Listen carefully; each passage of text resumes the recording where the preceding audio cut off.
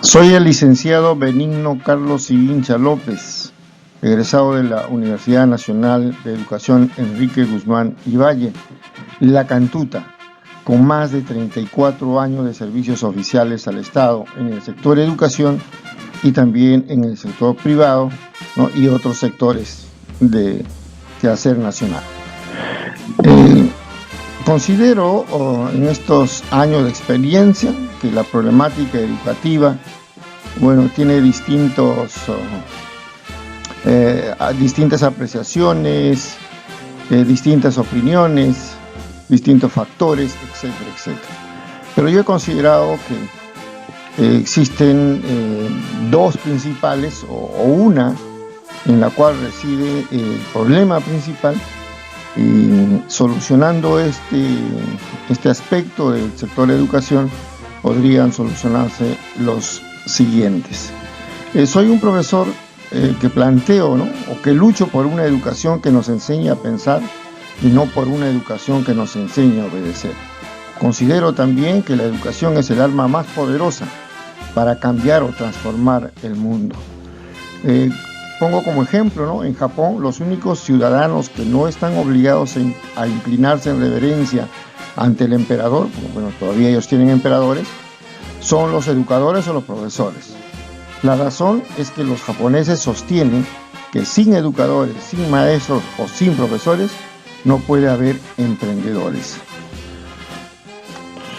Considero también que el conocimiento es la fuerza más poderosa en el universo, y aquellos que buscan evitarlo deben hacerlo a cualquier costo, particularmente si son líderes de naciones o poseen tremenda riqueza o poder e influencia en el ámbito de los negocios y el comercio. El conocimiento es revolucionario porque se trata de algo inherente dentro del individuo. Para evitar que la gente sea consciente de este conocimiento, se ha de consumir su atención en otras cosas, con miedo, deseo, con la conformidad, con el trabajo, especialmente con trabajo abrumador. La gente está preocupada más en el trabajo, en conseguir para satisfacer sus necesidades diarias, y muy poco se dedica a estudiar. Es un gran desafío, por tanto, mantener el conocimiento vivo en una nación, especialmente en el Perú, particularmente en una nación cuyo énfasis se ha alejado del conocimiento. Mantener el conocimiento vivo en nuestro mundo mientras nos preparamos para encarar las grandes olas de cambio que están llegando a nuestro mundo, y mientras nos preparamos, sin saberlo, para nuestro futuro dentro de una comunidad mayor, que es la cosa más apreciada. Transformaremos nuestro país a partir del cambio de la forma de impartir educación en el Perú. Considero también que la conformidad es el carcelero de la libertad y el enemigo de nuestro crecimiento.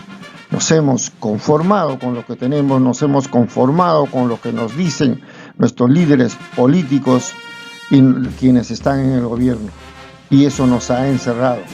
No tenemos la libertad que debe darnos el conocimiento, y eso no permite que crezcamos como persona, como país.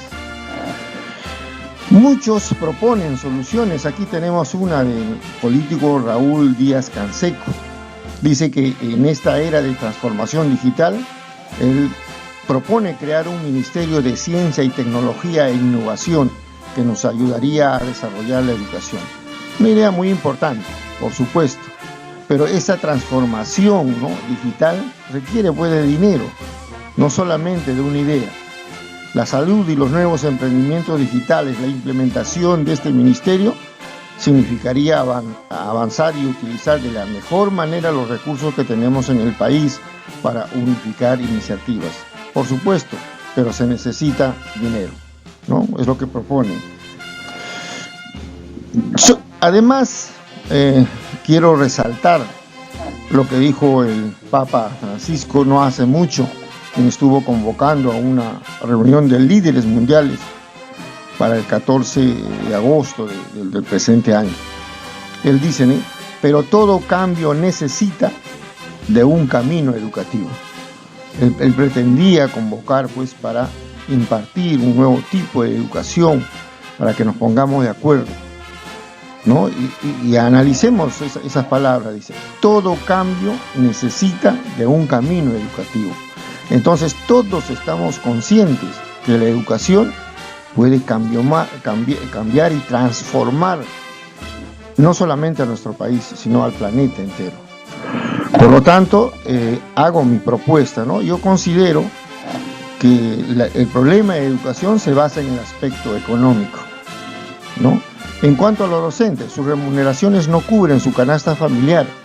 Por ello, los docentes han adquirido préstamos en el sistema financiero, en el CAFAE, de rama magisterial, Interbank, Banco de la Nación, inclusive en el sector privado, ¿no? La mitad de sus sueldos son descontados directamente de planillas para pagar esos créditos y o préstamos.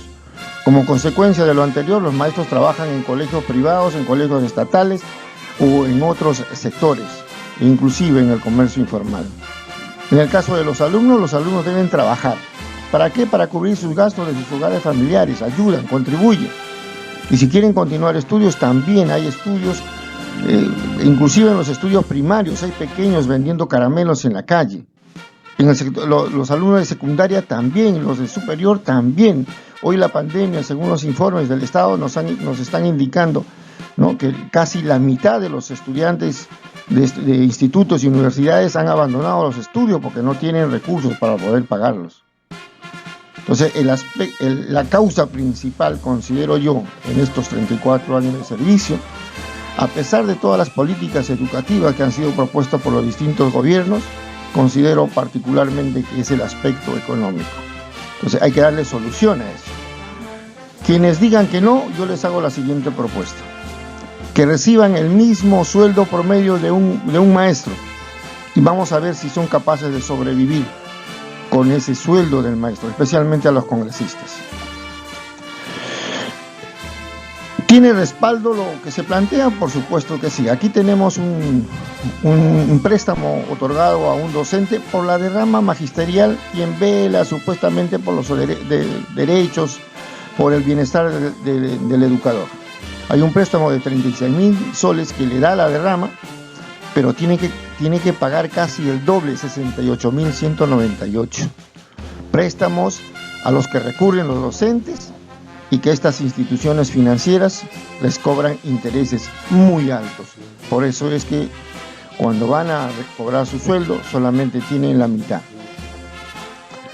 Ahí tenemos una boleta de pago de un docente, y en el cual se puede ver que los descuentos son directos, ¿no?, de planillas, ¿no? Se hacen directamente en planillas hasta un 50% de la remuneración total, porque las instituciones financieras hacen convenio con las UGELes y no dejan pues de pasar esta oportunidad y les cobran. Claro que los intereses son muy altos, ¿no? El Ministerio de Trabajo y Promoción del Empleo del Estado peruano nos dice: casi la mitad de los alumnos en edad escolar tienen que trabajar para sustentar sus hogares y financiar sus estudios. Es un cuadro estadístico que lo presenta el mismo Ministerio de Trabajo y nos dice que los niños en edad escolar de 6 a 17 años tienen que trabajar tanto en el área rural como en el área urbana, ¿no? Es el trabajo infantil. Entonces, proporcionalmente está, ¿no? Está en el cuadro estadístico, lo podemos ver, ¿no? Casi la mitad en la capital. Y en provincias, pues más de la mitad, el 67.5%. Y el departamento donde más trabajan los niños en edad escolar es de Huancavelica. Lo dice el mismo Ministerio de Trabajo. Ahí vemos las imágenes, cómo los niños trabajan, ¿no? En edad escolar, por supuesto, trabajan buscando zapatos, cargando bultos, vendiendo caramelos, chocolates, etc. Eso lo vemos a diario en las calles. Los niños en edad escolar trabajan hasta más de 23 horas a la semana. La pregunta es: ¿en qué momento estudian? Un niño debe estar jugando, porque jugando se aprende. Un niño debe estar estudiando. ¿Cuántas horas trabajan? Desde 14 hasta 23 horas a la semana tienen que trabajar. El 58%, ¿no?, está en el área rural. Trabajan hasta más de 23 horas. Y el 41.3% está en la zona urbana. Y es el departamento de Huancavelica, nuevamente, con un 79%, donde se demuestra que estos niños en edad escolar trabajan más de 23 horas a la semana. ¿no? Y ahí el 33.9% trabaja, ¿no?, en labores peligrosas, ¿no? El 39% de niños y adolescentes trabajan, ¿no?, pertenece a hogares pobres extremos, precisamente lo que planteábamos, ¿no?, o lo que planteaba en un principio. Estamos tan preocupados en trabajar los padres como los hijos para sustentar nuestras necesidades que muy poco lo dedicamos a educación. Y esa es política del gobierno, velar por el bienestar del ciudadano. También se presentan los problemas de embarazo adolescente. Porcentajes de adolescentes de 15 a 19 años que alguna vez han estado embarazadas, ¿no? Tenemos un 3% las niñas de 15 años, de 16 5.9, de 17 11.7, de 18 20.8, de 19 años el 28.7%. ¿Eso qué nos dice? Que una vez que las alumnas han egresado un año después, ¿no?, casi más de la cuarta parte de las alumnas resultan embarazadas. De 100 alumnas, ¿no?, más de la cuarta parte al año siguiente ya están embarazadas. ¿En qué momento van a estudiar? Porque asumen un rol de madre y tienen que trabajar para mantener a ese hijo. Entonces dejan de estudiar. Entonces el tema es económico. Adolescentes de 15 a 19 años que alguna vez han estado embarazadas por nivel de educación. Y aquí lo más sorprendente, ¿no? Primaria, niñas de primaria, ¿no?, el 37.9% resulta embarazada.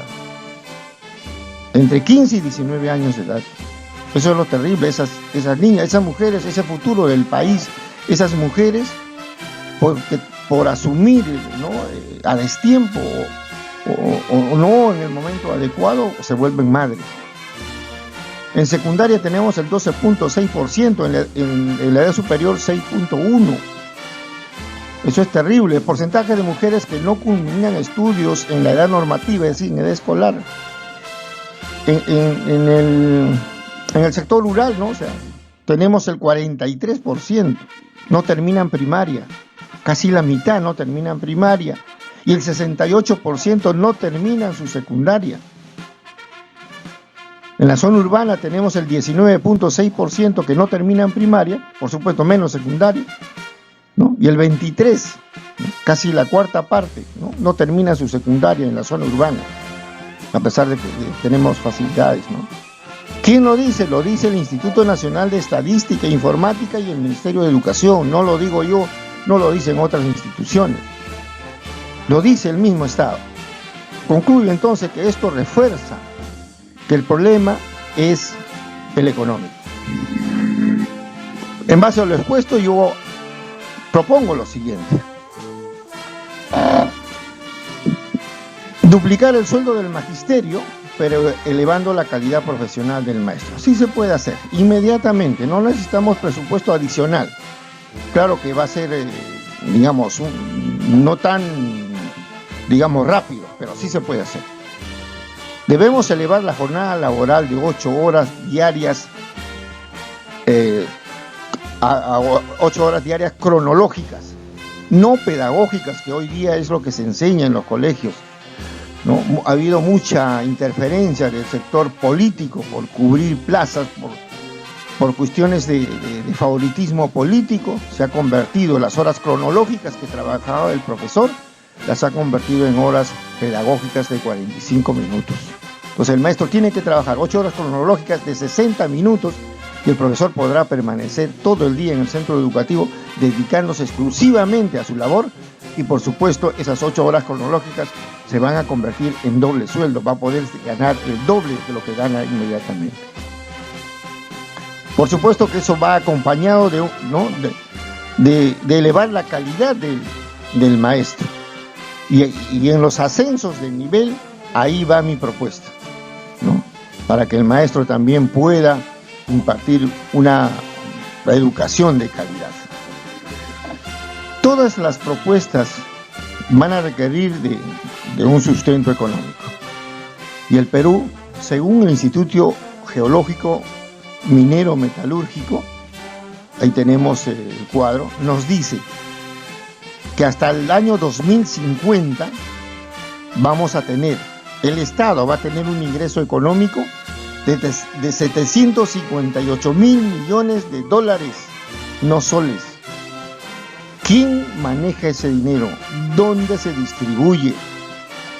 ¿Cómo se reparte a los sectores ese dinero que solamente viene de la minería? Y lo dice el INGEMET. Y ahí está el cuadro del Perú donde están esos proyectos mineros que van a dar ese dinero. Son 758 mil millones de dólares, señores. ¿Dónde va a ir destinado ese dinero? ¿A qué bolsillos llegará? ¿Llegarán a los más pobres? Entonces yo planteo que sí hay dinero y se puede transformar la educación. No lo digo yo también, y vuelvo a insistir. Aquí les alcanzo una revista llamado, ¿no?, un boletín electrónico de Rumbo Minero, que nos dice que las inversiones mineras en el periodo 2019-2022, o sea, dinero que va a venir de afuera, dice que suma y va a ser 11.754 millones de dólares. ¿Qué significa eso? Que ese dinero va a venir de afuera, ese dinero no es del Perú, va a venir de afuera. Dinero que va a servir para comprar fierro, para comprar autos, para comprar camiones, volquetes. No, eso va a mover la energía, la economía del país. Se va a comprar petróleo, se va a comprar gasolina, van a haber personas que van a dar alimentación a los trabajadores. Entonces, dinero sí hay, porque de ese dinero que viene, pues el Estado va a captar, ¿no?, dinero, una buena cantidad por impuestos que tienen que pagar esas mineras, por el famoso IGB, el impuesto general a las ventas, porque aquí se va a vender, ellos van a comprar. Entonces el Estado sí tiene dinero. Desde 2019 al 2022. Es decir, ya estamos de repente disfrutando de ese dinero, pero no lo vemos en el sector de educación. Considero también, como hacía la propuesta, para que se eleve la calidad de la educación, pues el maestro también tiene que prepararse, ¿no? Y yo propongo los siguientes en los ascensos de nivel, ¿no? Porque ahí también hay exámenes, y en los exámenes, en la famosa entrevista personal, ahí se favorece, ¿no? Ahí entra la política, ahí entra el amiguismo, ¿no? Ahí entra el favoritismo. Me caes bien, te pongo buena nota en la entrevista personal. Y muchos que tienen muy buenos puntajes en la entrevista, pues caen, ¿no?, caen en los puestos más bajos. Entonces, para evitar eso, propongo lo siguiente. El primer nivel, ¿no?, se obtiene con el ser licenciado en educación. Para ascender al segundo nivel, además de licenciado en educación, debe ser psicólogo. Para el tercer nivel, tiene que ser licenciado en educación, psicólogo y además administrador de empresas. Para el cuarto nivel, debe ser licenciado en educación, debe ser psicólogo, debe ser administrador de empresas y además debe obtener una maestría. Para el quinto nivel, debe ser licenciado en educación, debe ser psicólogo, debe ser administrador de empresas, debe tener una maestría y obtener el grado de doctorado. En el sexto nivel debe tener todos los anteriores más un PhD. ¿Y cómo se debe hacer? Fácil. No, igual que la Policía Nacional, a la Policía Nacional, que egresan en menos tiempo, no como un profesor en 5 años, pues se les ha dado la facilidad que tengan ingreso directo a las universidades, ¿no? De igual manera, hacer un convenio entre el Ministerio de Educación, ¿no?, y las universidades estatales o privadas, para que el profesor pueda seguir esa segunda especialidad en psicología, en administrador de empresas, para que siga una maestría, para que siga un doctorado, ¿no?, previo convenio entre el Ministerio de Educación y las universidades. ¿Y cómo se va a financiar? Porque es autofinanciado, porque el profesor es capaz de hacer eso. Hoy día hay mucho profesional que tiene 2, 3 profesiones y lo ha demostrado, ¿no? En los concursos se pueden ver que hay muchos docentes que tiene muy buena preparación, ¿no? Entonces las universidades deberían de brindar estas facilidades, como también se las brindan a la policía. ¿Por qué hacerlo? Porque las capacitaciones actualmente son un saludo a la bandera, es más de lo mismo. Los capacitadores se ponen al frente, piden las experiencias de todos los docentes, las recopilan y sacan una conclusión. ¿Qué de nuevo traen? ¿no? ¿Cuál es la innovación que traen los expositores? Casi ninguna. Ahí hay un amarre, por no decir otra palabra, más soez o más vulgar, ¿no?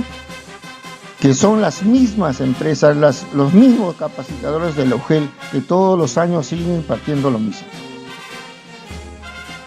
¿no? Entonces, quizás es el motivo por qué hay que hacerlo, ¿no? Considero también que el conocimiento representa el núcleo de nuestra fuerza. Es el poder de nuestra integridad y la fuente de nuestro verdadero discernimiento como docentes, como seres humanos. Ahí tenemos a la Agencia Andina, que es una agencia, oficial, la del Estado, ¿no? La Agencia Andina, pues, que lleva las noticias a nivel internacional. Nos dice que el Perú es el primer productor de oro en Latinoamérica y sexto a escala mundial. Vuelvo a insistir, no lo digo yo, no lo dice el subte, no lo dicen otros, lo dice el mismo Estado, que por supuesto lo sabe el gobierno de turno. ¿Y dónde están? En La Libertad y Cajamarca, que son considerados departamentos muy pobres, ¿no? Ahí tenemos el precio.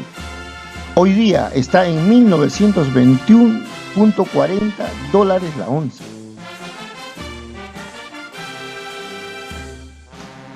Por eso es que pedimos nosotros que el Producto Bruto Interno, ¿no?, sea más elevado al sector de educación. Estamos pidiendo que el 6% se dedique a educación.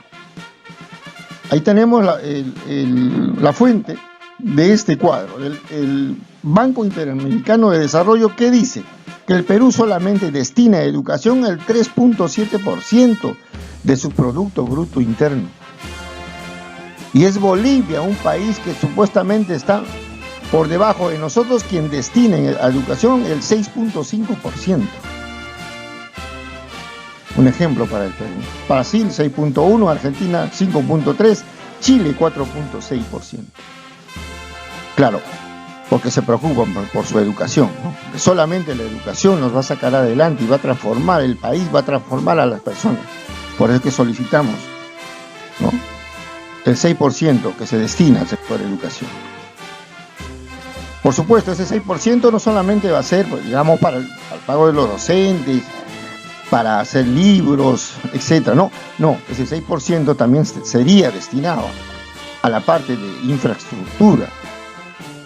Porque tenemos unos laboratorios de matemática, física y química que no tienen insumos. En química, cuando se quiere hacer el análisis de la sangre, lo más básico, ¿qué tipo de sangre tienes? No hay insumos. Tienen que pedir a los alumnos para que lleven sus propios reactivos. Y ni qué decir de los otros experimentos que debe de aprender el alumno. Debe haber comedores en cada centro educativo para que el alumno que no tenga los recursos pueda tomar desayuno y pueda almorzar. Ya he demostrado de que sí existe dinero y se puede hacer. Particularmente expreso esta propuesta y sigo trabajando, pues, quizás de esta manera a nivel Latinoamérica, ¿no? Ahí tengo un reconocimiento oficial de la labor que voy haciendo, quizás a través de las redes sociales. Muchísimas gracias y espero, pues, que los políticos escuchen este pedido y, en todo caso, yo particularmente lucharé para llegar al Congreso o llegar a cualquier otra instancia y hacer realidad esta propuesta. Muchísimas gracias.